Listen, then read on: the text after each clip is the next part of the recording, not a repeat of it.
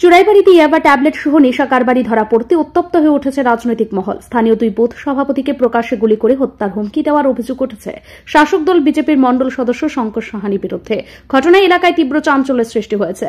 জানা গিয়েছে, গত 15 জুন রবিবার সকালে আসাম থেকে ত্রিপুরা প্রবেশের সময় চুড়াইবাড়ি থানার পুলিশের হাতে আটক হয় সঞ্জয় সাহানি, পিতা শোধন সাহানি।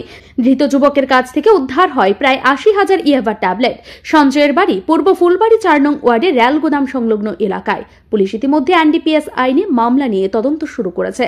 এদিকে অভিযুক্ত সঞ্জয় সাহানি গ্রেপ্তারের জেরে হুমকির মুখে পড়েন 49 নং বুথ সভাপতি রাহুল দত্ত এবং 48 নং বুথের প্রাক্তন সভাপতি সৌমেন গোস্বামী। অভিযোগ, শঙ্কর সাহানি নামক এক যুবক, সে ধৃত সঞ্জয়ের খুড়তুতো ভাই এবং বিজেপি 54 নং কদমতলা কর্তৃ মণ্ডলের সদস্য। তাদের গুলি করে মারার হুমকি দেয় বলে অভিযোগ। কারণ রাহুল ও সৌমেন নাকি পুলিশের কাছে সঞ্জয় সাহানি মাদক কারবার সম্পর্কে তথ্য সরবরাহ করেছিলেন।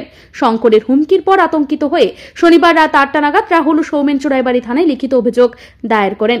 উল্লেখযোগ্যভাবে সৌমেন গোস্বামী স্থানীয় ফ্রেন্ডস ক্লাবের সভাপতি হওয়ায় শতাধিক যুবক থানায় উপস্থিত হয়ে শঙ্করের দ্রুত গ্রেপ্তারের দাবি জানান।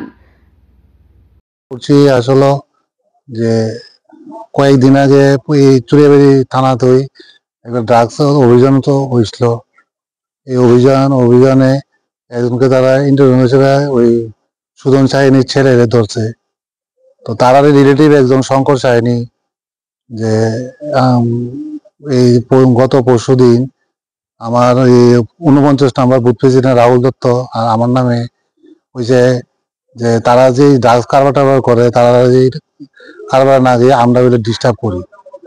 তো তারা ড্রাগস করবো, আমরা কি ডিস্টার্ব করবো না, চিন্তা করুম, আমরা কি লিগে আমরা দূরই করছি। সম্ভবত হয়তো বা তারা ভাবছে যে আপনারা বা নিউজের মাধ্যমে যে পত্রিকা পেপারে যে উঠছে, নিউজে উঠোর পরে যে আমরা শেয়ার করছি, এই শেয়ার করছি দিকে হ্যাঁ থ্রেট দিছে যে একজন লোকের কাছে কইছে, আমাদের কাছে সাক্ষী আছে, এই লোকের কাছে কইছে যে তোমরা এই দুইজনে মারণের লিগে 16 লাখ টাকা দিব, আমরা কাছে বন্দুক আছে, তোমরা বন্দুক লাগলে বন্দুক দিব, তারা দুজন মেরালাম।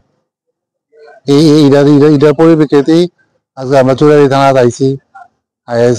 আমি আবার ফ্রেন্ডস ক্লাবের প্রেসিডেন্টও, এই জন্য ফ্রেন্ডস ক্লাবের পোলাপানো আমার সাথে আছে, এই জন্যই থানার ভিতরে আইসিরা বড় বড় লিখিত দিছি। বড় বড় কইছে যে টোটাল ফ্যামিলিটি করাপ্টেড। চুড়াইবাড়ি থানার ওসি খোকন শাহ অভিযোগকারীদের আশ্বস্ত করেছেন যে পুরো ঘটনার পূর্ণাঙ্গ তদন্ত করে যথাযথ আইনি ব্যবস্থা গ্রহণ করা হবে। এই ঘটনার জেরে স্থানীয় মানুষের মধ্যে তীব্র আতঙ্ক ও ক্ষোভ বিরাজ করছে।